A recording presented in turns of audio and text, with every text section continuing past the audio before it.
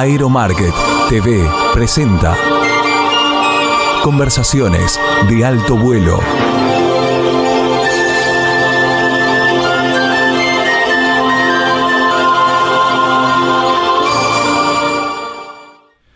Hola. Además de los excepcionales números que la UASI otorgó al sistema aeronáutico argentino, se sumó el retener la categoría 1 de la FAA. Son muy buenas noticias. Los números, los que estamos en el ambiente aeronáutico, no los comprendemos demasiado, pero digamos que se superó esa prueba. Ojalá que los números en algún momento coincidan con la realidad de la aviación. En los últimos días hubo un movimiento importante porque desplazaron al secretario de Transporte de una forma no muy cordial, parece, pero bueno, son estilos de la administración tomar estas decisiones. No sabemos aún por qué. Aparentemente el señor Mogetta quiere ser senador por Córdoba. Podría ser una de las razones. El dato importante es que Luis Pierrini, quien se dice va a ser el nuevo secretario, es un hombre de una gran trayectoria empresaria. No es un hombre estrictamente de la política. Es un gran administrador y proviene de una familia muy honorable. Así que hay buenas expectativas por lo que podría influir en la aviación civil argentina. Así que recibimos este cambio con los brazos abiertos, por lo menos desde este lado de la comunicación, sobre todo porque desde el Consejo Empresario de Mendoza nos han dado excelentes referencias sobre quién sería el próximo secretario de Transporte. Pasamos a otra cosa más cordial, más amena.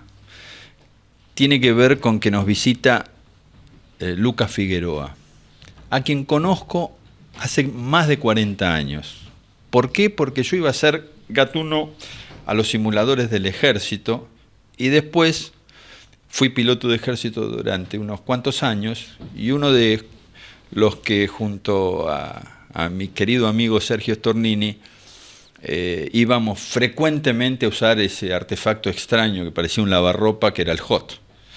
Así que, y con toda paciencia, tratabas de enseñarnos radioeléctrica con ese aparato tan raro. Pero lo disfrutábamos y lo aprovechábamos, porque era en ese momento de lo que había, no había otra cosa parecida en la Argentina. Sos un instructor de alma.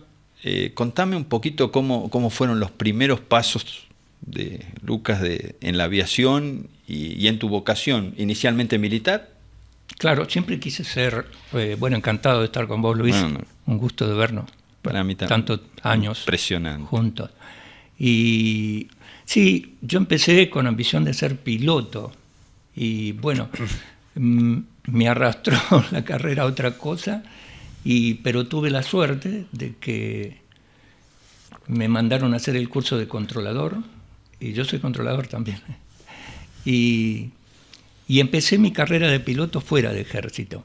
Y en un momento mi instructor, Gamen, fallecido ya, me ofrece ser instructor de vuelo por instrumento.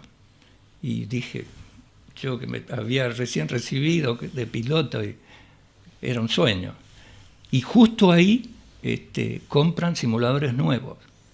Y como Gamen se jubilaba, a mí me dan la posibilidad de ir a los Estados Unidos a hacer los cursos de GAT-2, HOT, en el cual estabas vos. GAT-1, GAT-2 y HOT había. Claro, GAT-1, GAT-2 era monomotor, bimotor y helicóptero.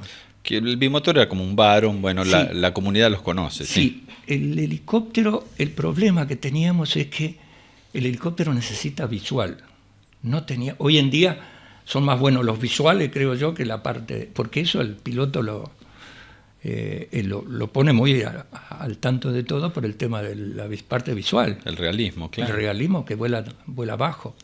Y bueno, al hacer los cursos en Estados Unidos y todo eso, tuve la suerte que vinieron muy equipados. Yo hice los cursos allá. Tenía el director de vuelo del 737 y del BAC en esa época. Y claro. Bueno, después no paré más, no paraba porque, claro, teníamos mucha demanda y...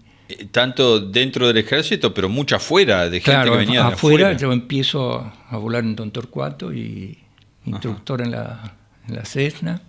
Y bueno, ahí se empezó a forjar mi carrera y me fui de ejército y empecé mi carrera en la FAS civil. ¿Que ya lleva cuántos años la FAS específicamente civil? Y 45 más o menos. 45 sí. años. Sí. Ajá. Y bueno, es muy... ¿Cuántas generaciones de pilotos de ejército, aviadores de ejército, pasaron en todo ese tiempo? ¿Tenés alguna idea?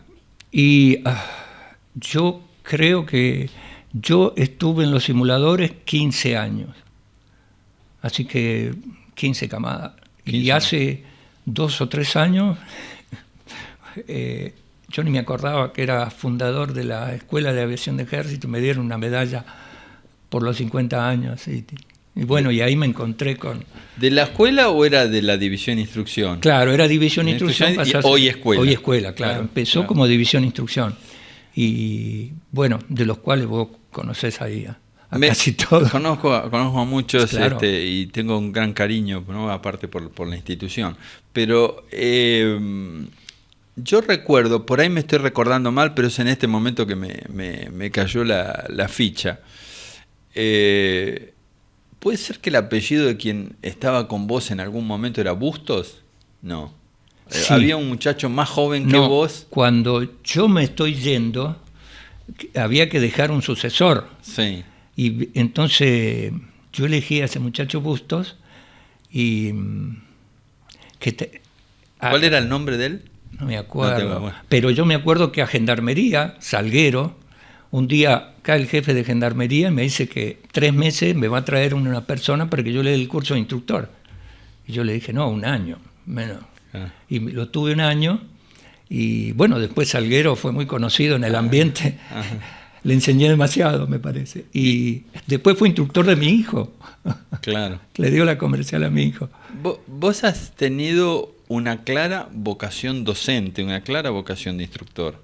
Sí, siempre a mí me encanta. En ese campo tan particular, ¿cómo ves hoy la instrucción o qué consejos les das a los jóvenes? Bueno, hay algo que con los jóvenes es muy lindo charlar, pero el problema que es que el joven, por supuesto, quiere entrar a la línea aérea. Y nosotros tenemos el déficit o no sé cómo decirlo, la famosa comercial de primera. Y les cuesta mucho llegar a las 900. El obstáculo de la comercial. El obstáculo, claro. Tenemos acá en Chile que con 200 entran. Y acá se necesitan... A la línea y acá sí. A la línea aérea. Y acá se necesitan más de 900 por la famosa comercial de primera. Entonces muchos tienden a las 500 horas, que les cuesta mucho, hacerse instructor para llegar a las 900. Y ahí es donde se pierde un poco la instrucción, porque cuando llega a las 900 se va a la línea y ya no está. Yo creo que si se saca la comercial de primera, vamos a tener instructores que les apasione la instrucción. Porque todo el mundo, digamos, todos aquellos profesionales que están en la actividad, los instructores viejos, voy a sacar esa palabra que es medio horrenda, con mucha experiencia como vos, porque estás bárbaro además. Gracias. No, es la verdad. Están diciendo esto desde hace muchos años. No solamente los propios centros de formación más históricos están hablando sobre este tema. La propia Administración Nacional de Aviación Civil ha abordado esta cuestión de la comercial de primera desde que existe como ANAC. Claro. Y yo creo que en la Fuerza Aérea ya se discutía también. Es decir, este invento de la comercial de primera solo produce trastornos. Yo no recuerdo, vos debés saberlo, en el mundo no existe, ¿no? No existe, ni en la región. Vos nombraste a Chile. Claro, no. Es un invento. Te diría que es un invento de nuestros... de la época de la Fuerza Aérea, claro, en fin, que todavía alguno lo sigue defendiendo por ahí, ojo. Y les cuesta muy mucho llegar a las 900 horas. Entonces por eso se orientan hacia la instrucción, para ir más rápido y poder ingresar a la línea aérea, y de esa manera, a lo mejor cuando llega a las 900, a lo mejor está bien capacitado para ser instructor, y se nos va. Claro. Y lo perdemos.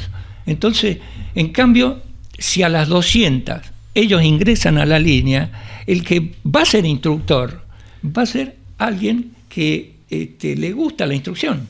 Ese es el problema. Entonces, vamos a tener instructores muy buenos, aunque hay, pero bueno, pasa ese problema, creo yo. Hay actividades que por ahí no requieren tanta vocación, digamos, pero la actividad docente. Claro. Voy a hacer un ejercicio. La actividad docente, ser sacerdote, ser militar y algunas otras cosas, si no tenés vocación, las sufrís, las padecés. Claro. Y para enseñar hay que tener vocación, ¿no? Sí. Siempre admiro en ese sentido, voy a hacer mención de Marcelo del Sastre, ¿no? Que tiene una vocación docente tremenda. Claro. Y como él hay otros, pero no es fácil encontrar el instructor que dice, yo quiero ser instructor. Claro, sí, ¿no? Sí. Y vos has pasado, digamos, desde la base del simulador hasta todo lo que has hecho en tu vida como piloto, has sido un instructor y en algunas ocasiones obligado. Contanos algunas veces que tenés algunas anécdotas de esto. Anécdotas. Bueno, sobre la instrucción, a mí me gustaba decirle a los alumnos cosas que uno ha ido aprendiendo. Hay un escritor famoso alemán, Hans Lengewische, que escribió Bastón y Timón, y a los pilotos no les gusta que vos les digas que...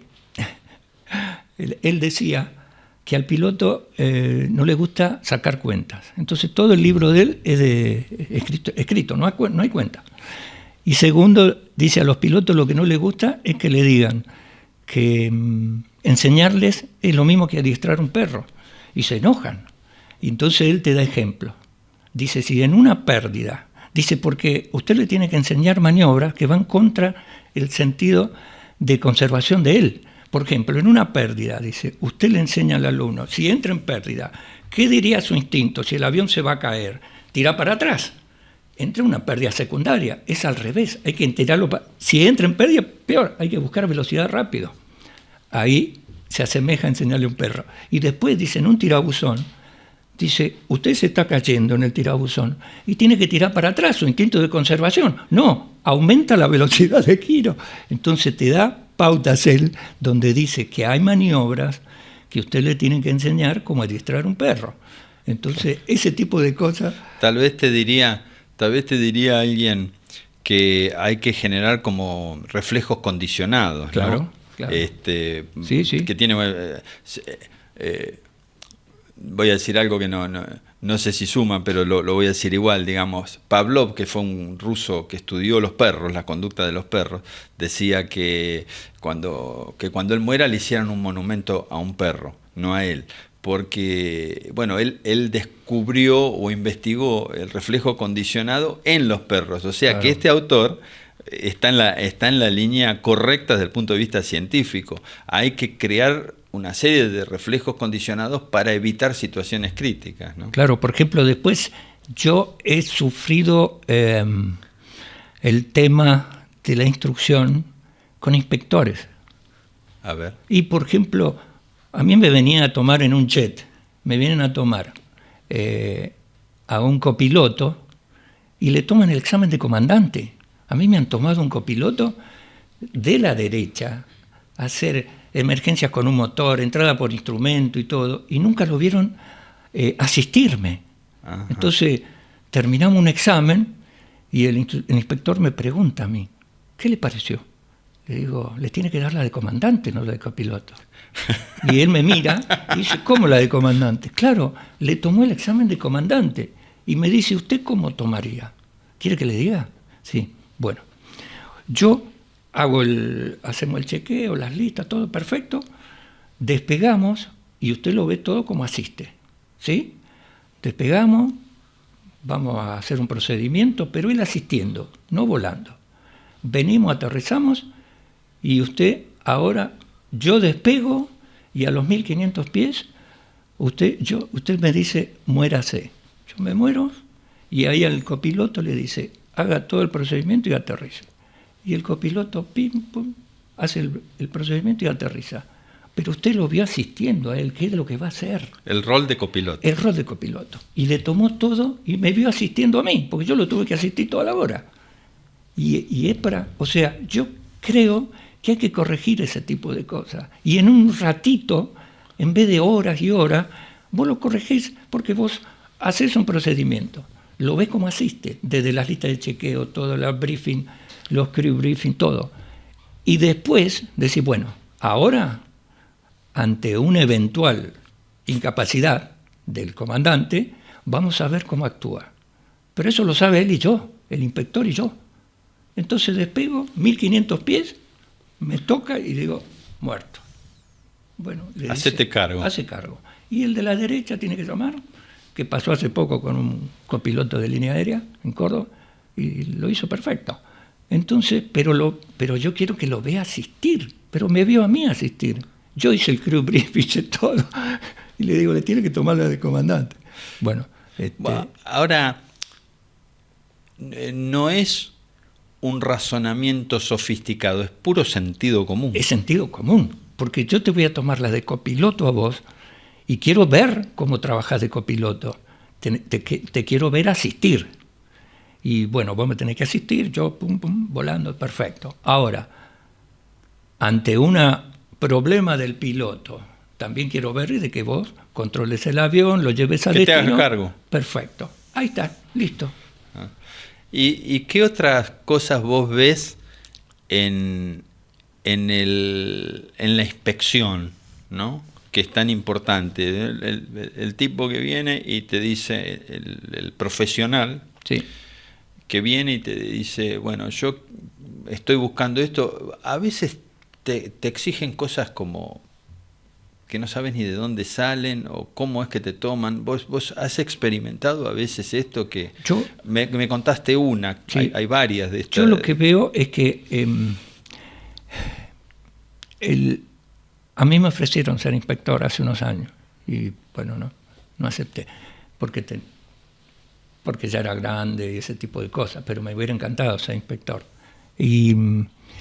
Pero yo creo que nosotros perdemos mucha experiencia. Nosotros hemos tenido gente de Learjet que tenían 15, 17 mil horas y hoy en día juegan al golf. Yo digo, esa gente que en Estados Unidos son considerados, en Estados Unidos, por ejemplo, a un piloto que tiene muchas horas de ese modelo, lo utilizan, ¿no es cierto? Yo tomaría ese tipo de decisiones, de tomar inspectores que estén... Vos sabés que es interesante lo que me decís, porque antes de la pandemia, creo que escribí un artículo en Aeromarket. Lo importante no es que lo escribí yo, sino de dónde tomé la información, que era la valiosa, ¿no? Yo simplemente junté la información. O sea, no es una autorreferencia en realidad, sino un mérito de aquellos que redactaron, que son las fuentes, ¿no? Pero hacían una apelación, si mal no recuerdo desde AOPA, hacían una apelación a los viejos comandantes que decían, devuélvale a la aviación lo que la aviación le dio, retorne y sea instructor de vuelo. Claro. Es un poco la línea de lo que vos me decís. Claro, me parece perfecto. No desaprovechar tanta experiencia. No desaprovechar tanta experiencia. Yo veo que la línea aérea está bien, ¿me entendés? Porque la línea aérea normalmente el que toma inspección ha sido un comandante de línea y está en su hábitat. En su salsa. Claro, exactamente. Sí. Pero bueno, espero que mejore el tema de la instrucción, que nos va a llevar a no tener problemas. Fuiste un tipo clave también para Cessna, ¿no? Desde mi punto de vista, viendo de afuera. Bueno, siempre volé Cessna. Sí, tengo la camiseta un poco puesta. Pero claro, estuve siempre volando Cessna. Pero con mucha interacción con la fábrica. Bueno, sí, fui a fábrica y hice los cursos, todo allá. Y sí, volé siempre Citation 2 y 5. Siempre. Y 5. Y para, si no te molesta, ¿para qué empresa estuviste volando? Volé para un banco 22 años. 22 años, Sí. para un banco. De ahí te jubilaste. Ahí me jubilé, sí. Ajá. Y ¿Y cómo fue todo ese periodo? ¿Qué recuerdos son los que más te vienen a la mente o que añorás o si te acordás, viste, de aquella situación? bueno, ahí hice mucha experiencia y una de ellas volé 10 años con mi hijo ahí. Ah, mira. Sí, Ajá. Que hoy están en Aerolínea. en Sí. Aerolínea. Ajá. Y bueno, con él fuimos a Estados Unidos y volamos dentro del país mucho y operé en Machu Picchu, en Cusco. Ajá. Sí. ¿Por qué allá? Y porque fuimos a llevar a la gente a pasear, a conocer, Ajá. y me pareció uno de los aeropuertos más interesantes para operar. Es muy alto y rodeado de montaña. Tiene 400, 500 pies menos que La Paz, pero La Paz es casi una meseta. La Paz fui 2 veces, pero es más técnico. Más Cusco, confinado. Cusco, sí. Se entra por una sola cabecera y se sale para el mismo lado, porque si salís para aterrizar siempre en 2.8, si salís por 2.8 al despegás y perdés un motor, no te da el gradiente para pasar los obstáculos. ¿Y penaliza mucho la carga de pago del avión? Sí, y entras con una ground muy alta al aterrizaje, 160 nudos de ground, más o menos. Ajá. 170. Tienes que poner cubiertas de alta velocidad, todo eso así. ¿Ah, sí? Sí, pero es muy interesante, sí. Yo he visto algunas aproximaciones ahí por Nepal, ahí por el Himalaya, no sé si... Sí, bueno, esos son... Ya, sí. Hasta con una ATR, ¿no? Ahí hay que entrar con un Twin Otter, un similar, porque si no... Stall. Claro, primero que son elevados y tienen 600, 700 metros nada más, porque han cortado la montaña para hacerlo. Sí. Pero entrando con un avión de esto, por eso yo creo que tienen 14.000 pies máximo de aterrizaje. ¿Y ahí entraste con? Con Citation 5. Sí, Citation 5. Sí. La vez que operé en La Paz y acá en Cusco fueron con Citation 5. No, perfectamente, sí. Lo único que no, por la densidad de aire como es tan baja, los reversores, Claro. es todo freno, sí. Claro. Sí. Todo pedal. Y a la velocidad que... Vos entras a la indicada, la misma, pero la ground es muy alta y te parece que no lo vas a parar, ¿viste? Pero sí, no entras bien y despegás bien. Pero tenés que cortar presurización, una serie de cosas antes de aterrizar y todas esas cosas. Por ser Sí, claro. las máscaras a manual porque si no te caen. Claro. Sí. Claro. O sea, todo ese tipo de cosas tenés que hacerte como una lista de chequeo para... Y pura tabla. Sí, mucha tabla. Sí, perfecto. Sí. Dentro de este ámbito que es la familia, yo les diría la familia Cessna, ¿no? ¿Cuál de todas las máquinas que has volado? Me dijiste volaste... No, yo volé, sí, 2 y 5, más que nada. 5. Sí. Son aeronaves más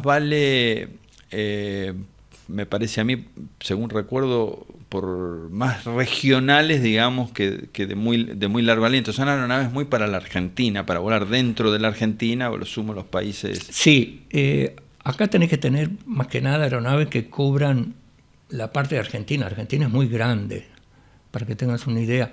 Nosotros a Ushuaia tenemos 1.300 millas. Es el vuelo más largo que tenemos de Buenos Aires.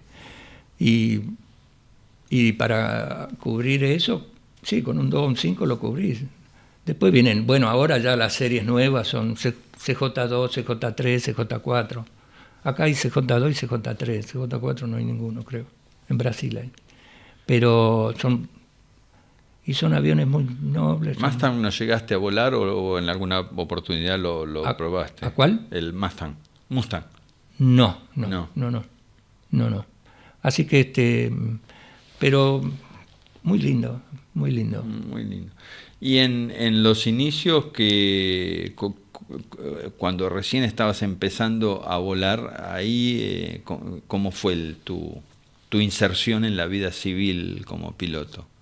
Y yo ya, antes de irme al ejército, ya estaba de instructor en la Cessna.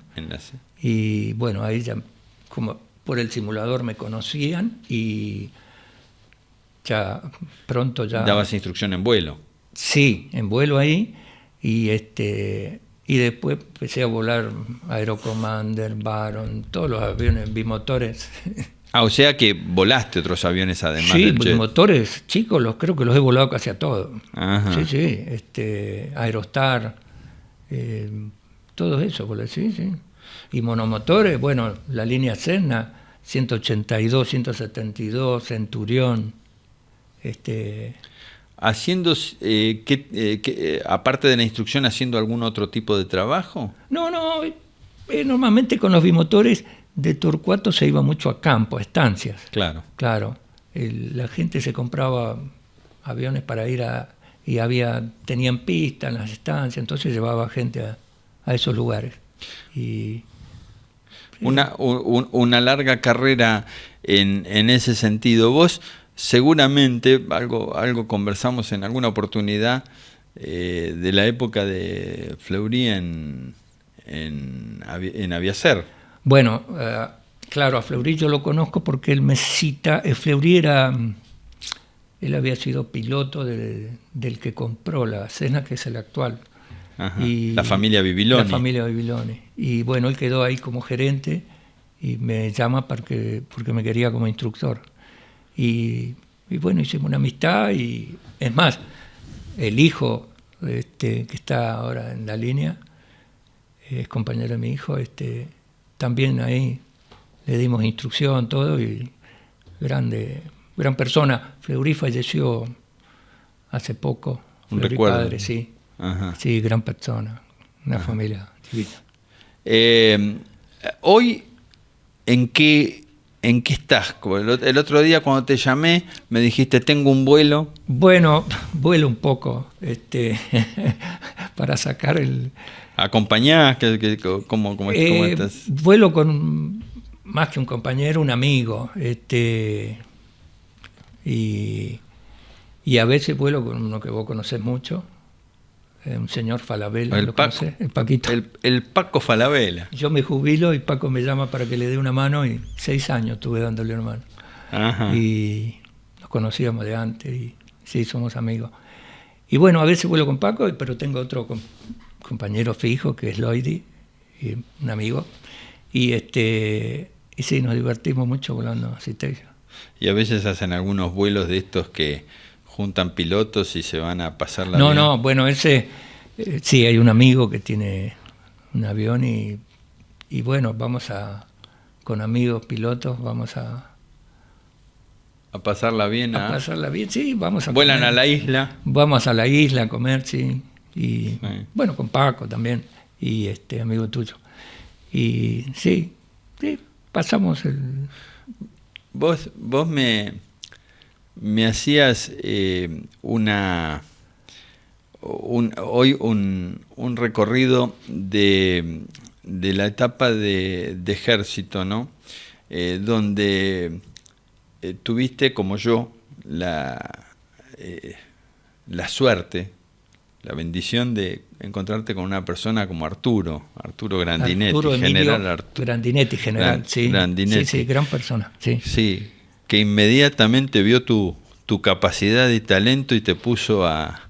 Sí, él me ayudó mucho, es una gran persona y bueno, nos vemos para el Día de la Aviación de Ejército normalmente, Sí. todos los años, y bueno, sí, sí es una de las personas que recuerdo con mucho... ¿Alguna vez te hacía que le enseñes o que ayudas o que compartes tus conocimientos desde el avión que vos mismo volabas. Sí. Bueno, después lo tuve ahí en San Fernando, que estaba de instructor, y la anécdota que te conté, que un día me iba a Bariloche, creo que me iba en el Citation 5, y ya estaban por llegar los pasajeros, y Arturo iba pasando con unos alumnos, y me dice, vengan, que este le va a enseñar. Yo me tenía que ir a volar, yo estaba... muy divertida esas anécdotas con él. Y aprovechaba cada oportunidad, ¿no es cierto? Sí.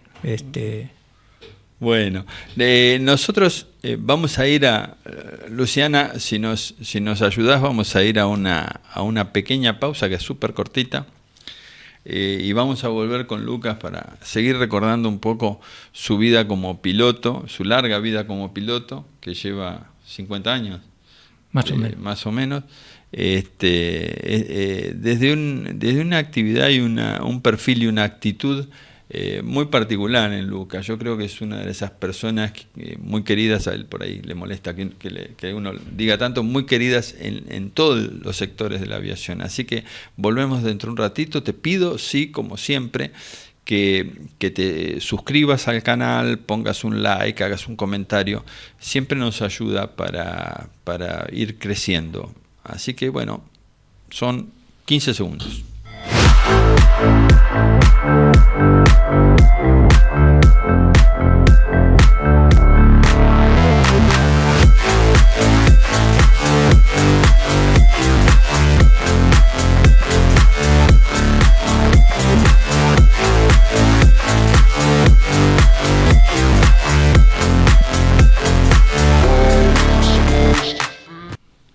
Acá estamos de nuevo. Bueno, hay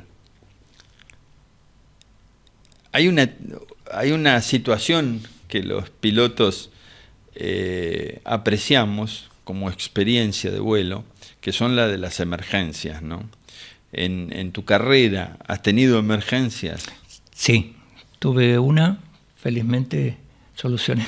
Ajá. Sí, saliendo de Bariloche, con el avión para Buenos Aires, había tormenta de nieve y perdí un motor en la B1, velocidad de decisión, y bueno, costaba salir a volar y por suerte salió a volar el avión. Tuve en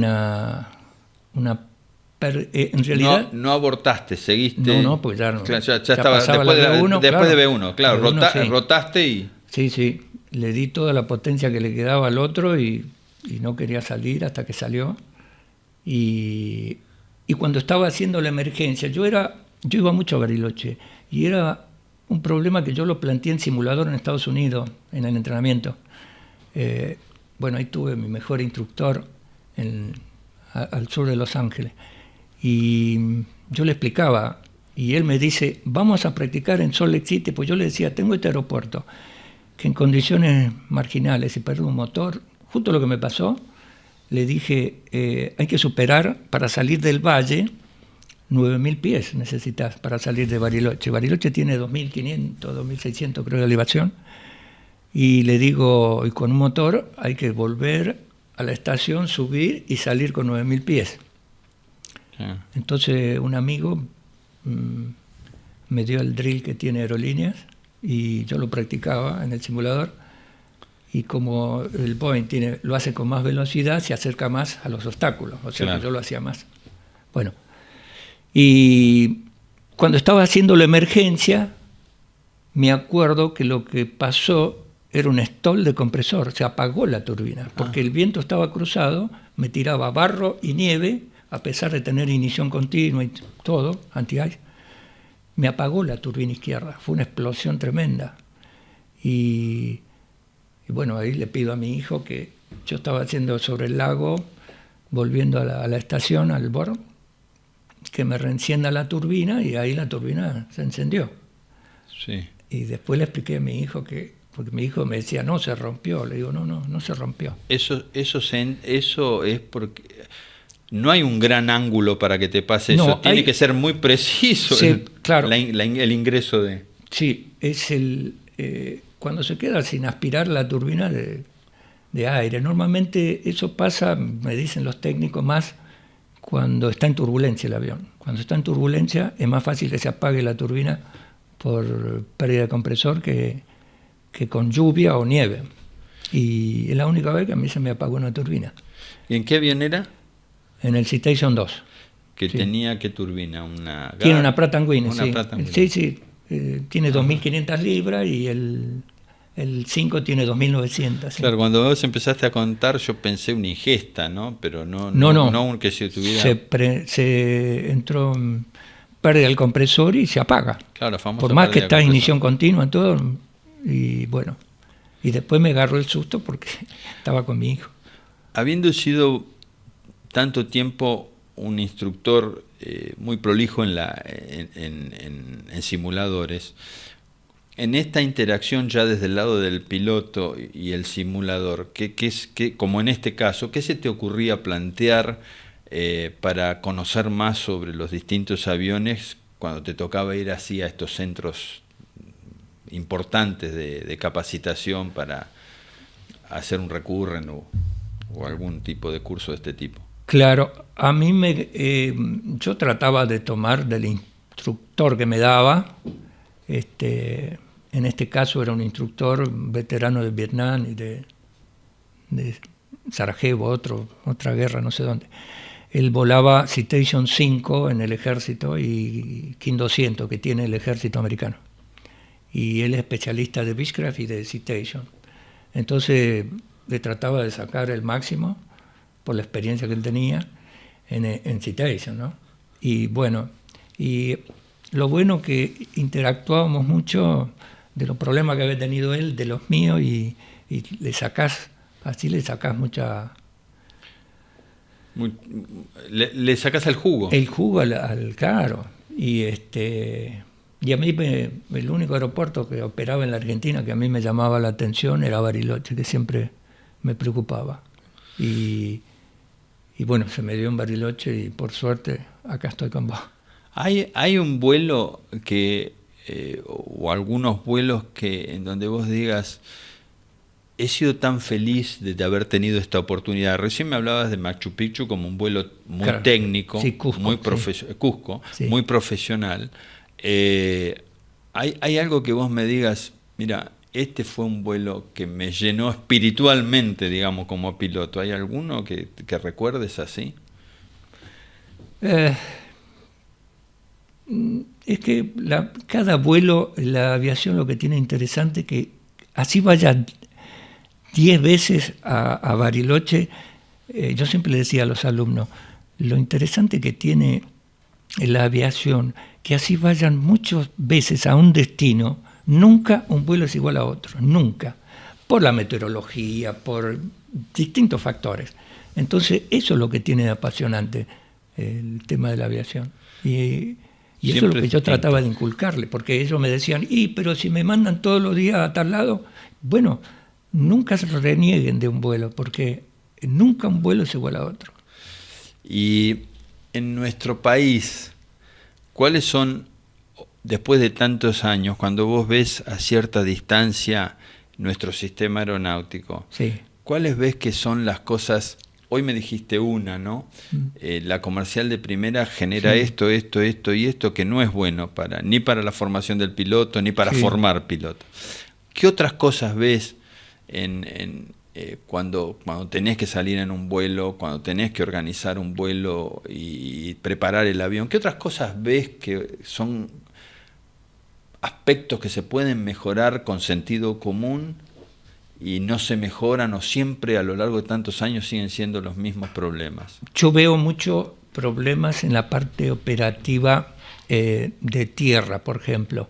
¿Cuál es el problema? Vos vas a un aeropuerto y te dicen, no, opera hasta las 16 horas porque falta personal.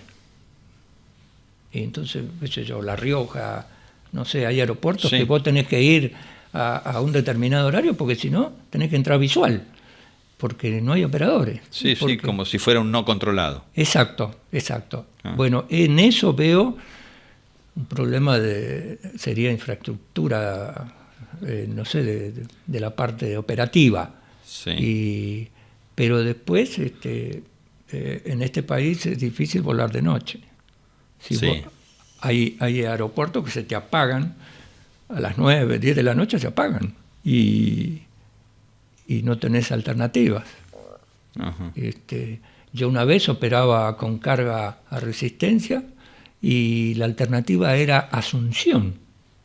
Y claro, porque llevábamos diario y el diario dice, no sé por qué, tiene que estar a las 6 de la mañana porque el que toma diario dice que no se vende, después no se vende. Tome el café, claro.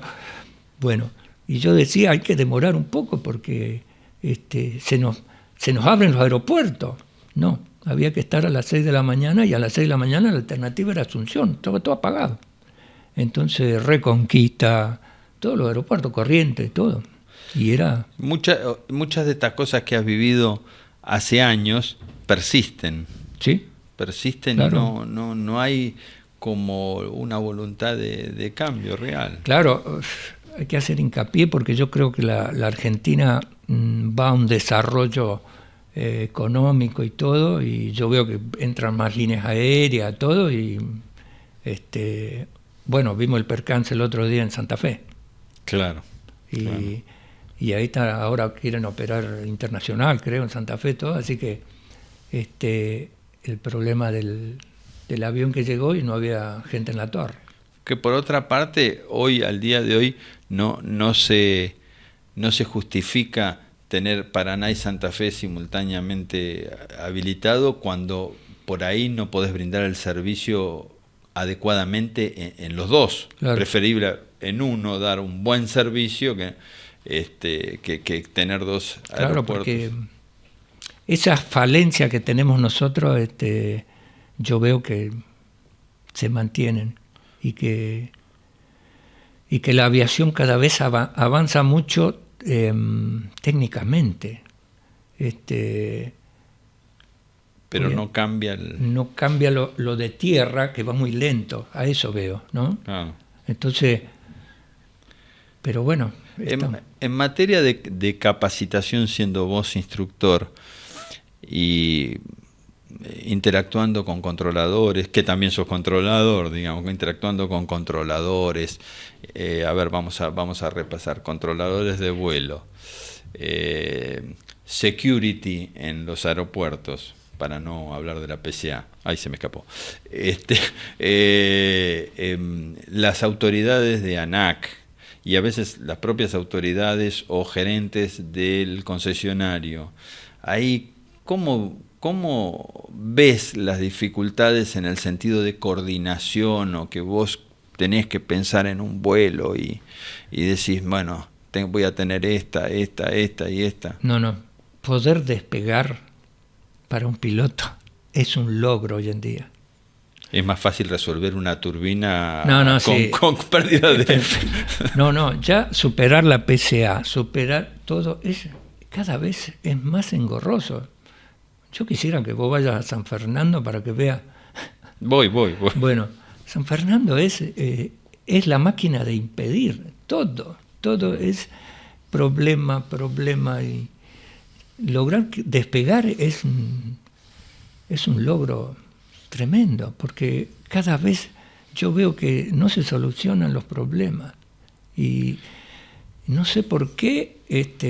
Bueno, a mí en Estados Unidos, cuando yo... vos sabías que en Estados Unidos los aeropuertos ejecutivos no tienen seguridad. Yo voy a Estados Unidos y aún... No tienen security. Claro, el único aeropuerto ejecutivo del país es San Fernando. Y tiene una seguridad que yo no sé qué... A veces pienso que hay bombas nucleares, no sé qué habrá, porque no puedo creer que controlen tanto. Claro. En Estados Unidos... yo he ido a una terminal que son unos aeropuertos ejecutivos espectaculares. Fort Lauderdale, bueno, por ejemplo. Fort Lauderdale o el Orlando, el simulador, y vos vas ahí y no te podés arribar mucho a la plataforma porque se abren las puertas. Entonces vos con el miedo te quedás atrás y vienen de atrás y te dicen, ¿quiere pasar a ver los aviones?